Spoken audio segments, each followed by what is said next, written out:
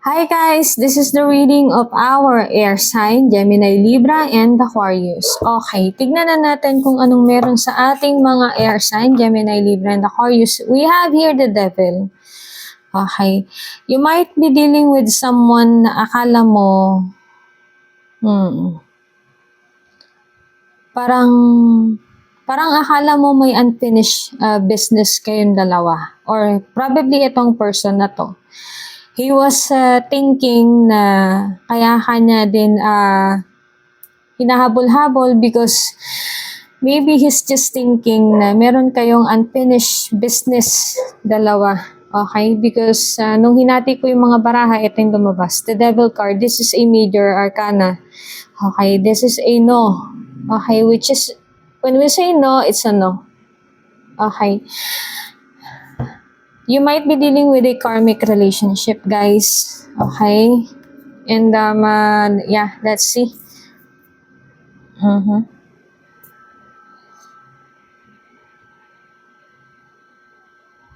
Yeah. I have here, pwedeng itong tao na to natulungan mo na with the Six of Pentacles. Okay? Kasi, kilala ang mga air sign na mabubuting tao. Okay? Kilala sila sa madalas na pagtulong kahit na maubusan pa sila. Okay? Sila yung mga tao na hindi ka mahihirapan na anong tawag dito? Hindi ka mahihirapan na hingian ng tulong. Kasi ano sila, talagang patulungin silang tao. Pero, okay, kapag ka po nakaramdam sila na sila po ay niloloko at pinapaikot lamang o sinasakyan lamang, yan. Ganyan, nagbabago nagpi-flip ang personality ng air sign, Gemini, Libra, and Aquarius. Kung nung una, meron kang tsansa na makahingi ng tulong sa kanya ng pabor, by now, by this time, I don't think so. Okay, kasi talagang iba. Okay, iba ang ugali ng mga air sign, especially the Gemini. Okay? Let's see what's up with our air sign, Gemini, Libra, and Aquarius. Okay? Basta may the Devil card ako nakita. Merong hindi mapagkatulog sa gabi. Okay? May iyak ng iyak dito sa gabi. Why? Okay, I have here, what's this? The Eight of Pentacles. You're very determined. You're having a hard work. You're really focused laser to your goal right now. Parang meron kang may pinagkakabisihan ka ngayon na sobrang focus mo, na talagang gusto mong makita yung outcome. Mga ganun, yung energy. Oh, the Hermit. Okay. Okay. Yeah, Nine of Cups. I have here na some of you guys is kontento naman sa kanilang buhay ngayon. Okay, but some of you are really determined right now. Really focus lasering right now for their spiritual awakening, because I have here the Hermit. Okay. Ito yon yung busy ka ngayon Air sign, Gemini, Libra, and Aquarius. Busy ka na alamin kung sino ka talaga from the past. Busy ka na alamin yung mga origin mo. Kasi meron kang spiritual awakening ngayon with the Hermit. Talagang kinikilala mo yung sarili mo. Talagang pinag-aaralan mo yung sarili mo. Talagang gusto mong malaman yung pinaka-origin mo. Kasi kung titignan mo siya, talaga nakafocus talaga siya ngayon sa kanyang mga ginagawa. Okay? We have here the Hermit. Yan, yeah. Yeah, that's the... Oh, ba't ko nga ba binalik? Oh my God. Okay. Okay. Let's see. Ano pa? What, please, spirit guide, give me clarification about the situation right now of the air sign, Gemini, Libra, and Aquarius. Please, spirit guides, give me clarification right now about the situation right now of our air sign, Gemini, Libra, and Aquarius. Okay, let's see what could be the... Okay, sabi niya hatiin ko. Hatiin ko na lang daw, wag ko na i-shuffle. Sabi nung aking guide spirit, wow, the lovers. I have here the Ten of Swords. Oh, okay. Wow. I have here the twin flame energy. This is really obvious, the twin flame energy, guys. What I can see here. Wag mong... Okay. Ito, paliwanag ko sa inyo, guys. And then I have here from the bottom of the deck is the Ace of Wands. Wow. This is a fresh new start. Posibleng malaman mo na, matonton mo na yung origin mo. Okay. Maybe some of you, alam na nila kung sino sila. From the spiritual realm. Okay. Maybe some of you alam na nila kung sino sila.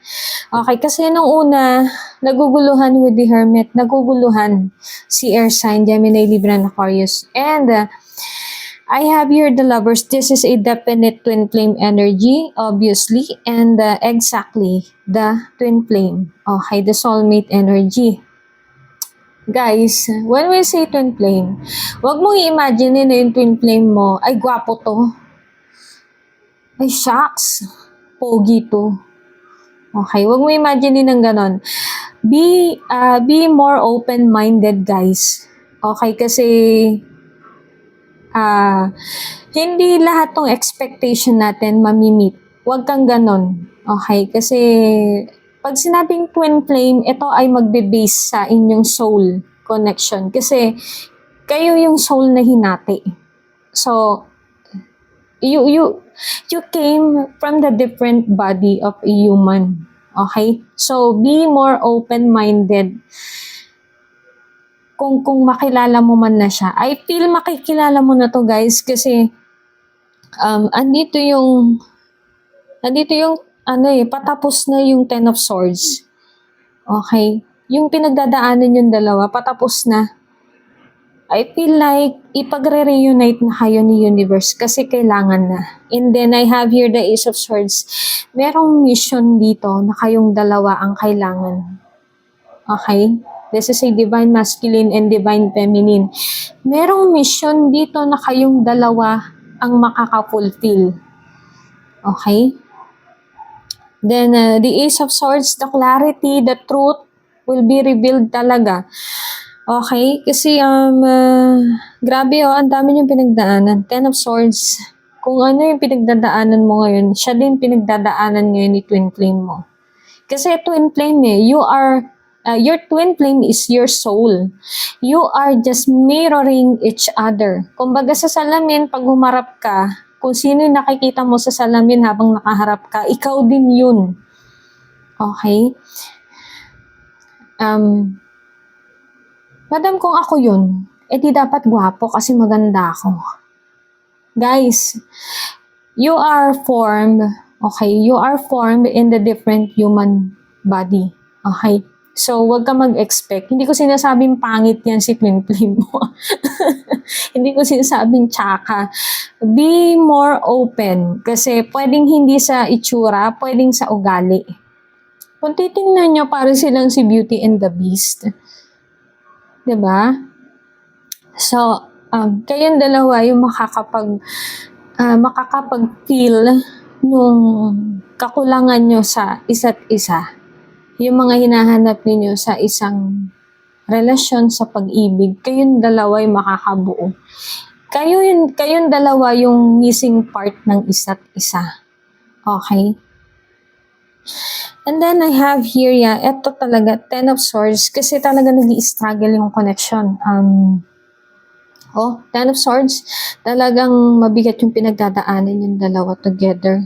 Kung hindi mo alam, ayan na, pinapaalam ko na sa'yo. Si twin flame mo din, si soulmate mo, ganyan din ang pinagdadaanan ngayon. Okay? Yeah. Malapit na kayong mag-reunite nito, Ace of Swords. There will be a truth revealing.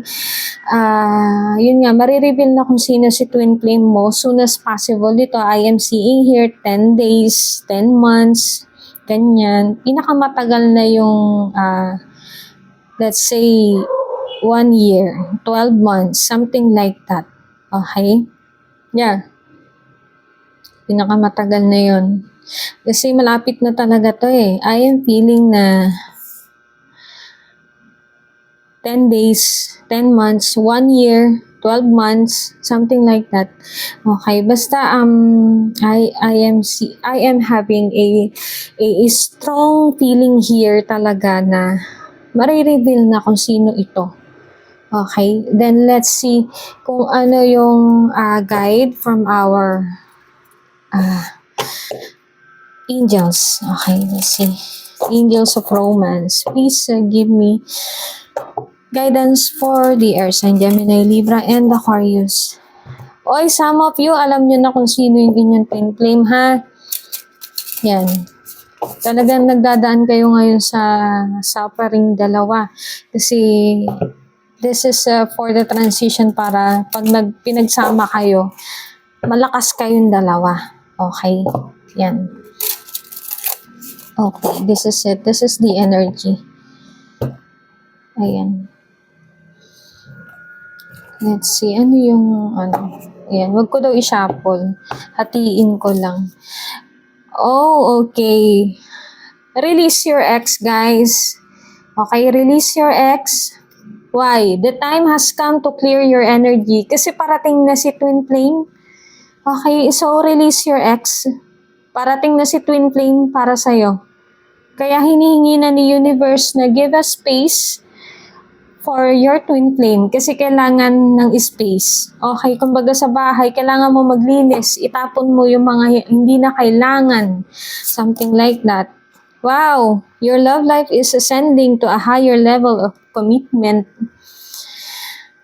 Alam mo, siguro ko, wala pang mga 7 months or 3 months, baka mamaya ayain ka na magpakasal ni twin flame. Kasi alam niya na sa sarili niya na ikaw yon. Okay, probably nakilala mo na to. Yun nga lang, nakikipag-deal ka pa ngayon sa ex mo. Something like that. So, hinihingi na ni universe na give some space. Healing family issues. Okay, kung meron ka man problema sa family mo, this is the time to heal the issues, to forgive. Okay? Madam, ayaw ko nga sila harapin eh. You just need to forgive, guys. You just need to pray to repent, okay? Kasi after all, they are still your family and you just need to forgive them. Hindi ko naman sinasabi na forgive them tapos hayaan mo uli sila na ganunin ka. Hindi ganon. What I am saying is let go of the grudge and forgive them. Okay? Yeah. So, oh my God, you deserve love. You deserve love, guys. You deserve love. Alam ko matagal mo nang hinihintay to. Sobra. Okay? Matagal mo nang hinihintay to. You deserve love. Lagi mong tinatanong sa sarili mo kasi. Oh my God. Talagang. Ang gaganda nung lumalabas parating na talaga to, guys. Kailangan mo lang i-clear yung energy mo, tanggalin mo yung ex mo. Okay? At yun lang po, mag-ingat po tayong lahat palagi. And God bless po sa lahat. And good luck po.